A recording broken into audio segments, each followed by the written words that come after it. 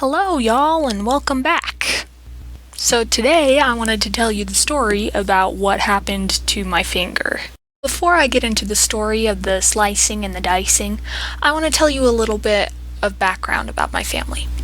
My father has instilled within me and all of my siblings a love for shiny things. Now, this includes any kind of rock that is shiny. Examples of this would be things like diamonds, gold, or in this case, topaz. So believe me when I tell you that I have been on many shiny hunting adventures with my father and my family. When he told me that we were going to go look for topaz with a few of my cousins and a couple sisters, I was pretty excited. Because, there's no family bonding time like digging in the dirt looking for shinies. And that's where our fantastical story starts.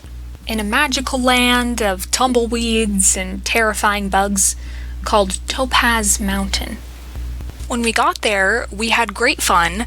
There was lots of dirt, lots of scraggly trees, and anyway, it started to get dark after a little while. So we broke out the glow sticks, to have ourselves a little party. But, before it was pitch black, we started making a campfire so that we could roast some marshmallows and stuff. In order to do that, we used some sticks from the scraggly trees, and we had also brought some kindling and wood with us. The wood that we brought with us, though, was rather large, so we had to use an axe to split it. We brought a handy-dandy hatchet for that, but it broke, so... Luckily, though, we also had a small shovel, with one edge serrated and the other sharp, so it could potentially be used like a hatchet. So here's my dad over here with his bad back and his bad knees, hunched over this hunk of wood, beating it with a shovel. So I mosey over to my sister and I'm like, hey, yeah, he probably shouldn't be doing that. Somebody should tell him to stop. And she was like, yeah, you're right, he shouldn't be doing that. Go tell him to stop. Now, normally I would complain and it'd be like, well, why don't you do it? Because I know my dad, and bless his little heart, he's always trying to give us opportunities to learn and to do things for ourselves, so I knew that if I walked over there, he would ask me to chop the wood.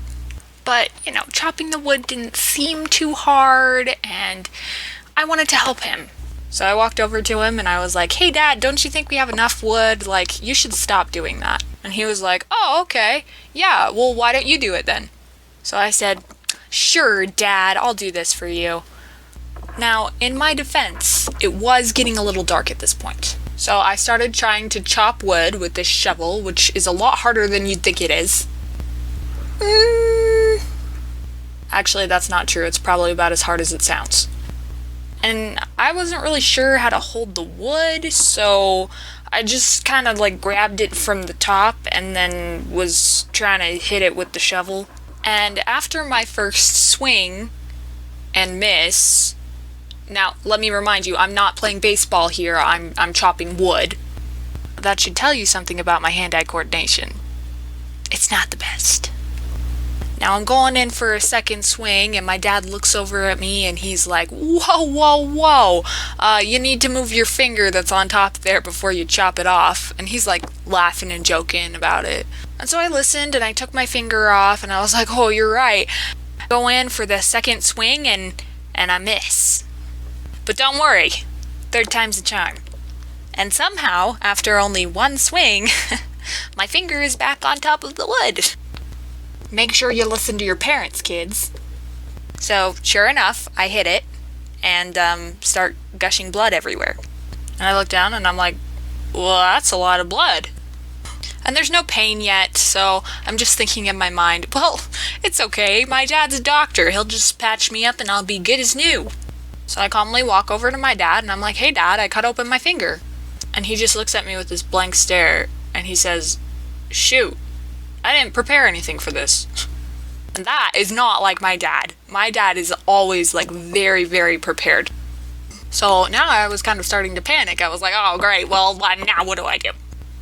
Luckily for me, I did have a cousin there who was prepared, and he just like whips out this fanny pack and starts pulling out things like gauze and starts cleaning up my wound, and he made it really secure and I didn't feel much pain after that, so he did a really good job. Anyway, but looking at the wound, it was really nasty looking. It was super like, apparently I had accidentally been using the serrated edge, so it was pretty mangled, and the nail was really bruised. But other than that, it didn't hurt too bad. And the first thing my dad told me when he saw it was, yeah, you're gonna lose that fingernail, which did not comfort me or make me happy. But on the bright side, I didn't lose the finger, which is probably because my chopping skills are very weak. Everyone was pretty worried about me afterwards though, and they asked me if I wanted to go home, but we had not found a single topaz, so I wasn't leaving that mountain. We went on a full moon, so it was really pretty that night, and you could actually like see the topaz glinting in the dirt, which was really cool. So of course we stayed, and we would like wake up every couple of hours and like grab our partner and go look for topaz. It was just so cool. I had an excuse to stay up past 12, and my finger didn't really bother me after that, so it was really fun. It's been about a year since all of this happened, but my finger has completely healed, and I only have like a little ridge in the nail and a little scar on my finger, so it's really not too bad. It looks pretty good. Unfortunately, my dad was right though. The nail did fall off, so that was disgusting. I think it's been therapeutic for me to get this kind of stuff out. It's good to laugh at your mistakes sometimes. Thank you all for watching. I hope that you enjoyed that. And if you haven't had the chance to do so, please subscribe if you want to hear more stories like this. I hope you all have a blessed day. Goodbye. The end. Cheerio.